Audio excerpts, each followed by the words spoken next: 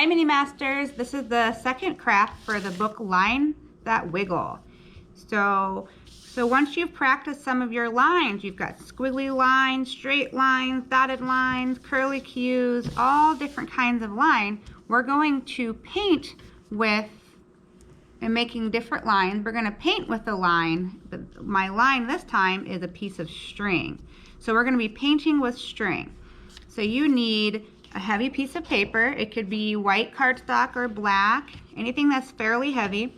And then you want your colors. So I chose the primary colors, red, yellow, and blue.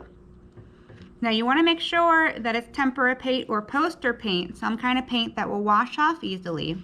Acrylic paint is heavier and harder to work with, and it does not wash out of clothes. So make sure you cover your work area and put a little covering on so you don't get messy. And then you need some string. So I chose 4 different strings, and actually this is a yarn. It can be yarn or a thick string, and cut it to about this length.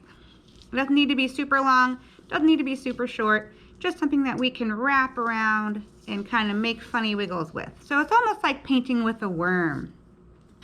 So choosing my first color, I'm going to take my string, I'm going to kind of ball it up a little bit, and I'm going to dip it in my red. And you could start with any color you want, but I'm going to start with my red color. So you want to make sure you kind of get off the excess, and then come on over to your paper and put it on the paper. And then you can drag it across, you can roll it around, you can make curlicues. So it's all about moving your line around, this being your yarn. So I'm going to leave it like that. And once you're completely done with that color and that piece of yarn, leave it on your piece of paper. It will actually dry to your piece of paper, so then you don't have to worry about it. Then it kind of becomes a 3-dimensional painting. So I did that with my red. Next I'm going to move on to my yellow. Now I always like to use our primary colors because when they mix we get what? We get different colors. So I'm going to use my yellow, and I'm going to go right over top of the red. And so you can kind of see it mixing together. Do you see what color it makes there? Because red and yellow make orange. So I'm going to put this down there, and I'm going to leave it. So that is a curlicue line right there. So we got kind of a spiral, and we've got a curlicue. So then I'm going to take another piece of yarn, and I'm going to put it in my last color, which is blue. So I'm going to put it in my blue and get it out.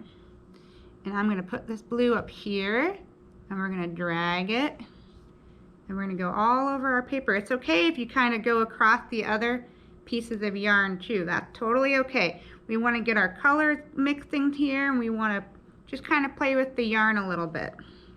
Here we go, we're just dragging it through. Kind of fun.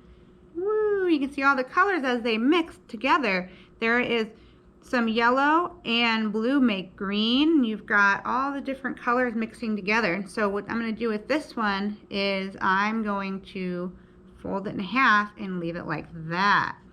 So there you have it. Very fun, very messy, playing with yarn and paint. And we're kind of making different lines and different patterns in your paint.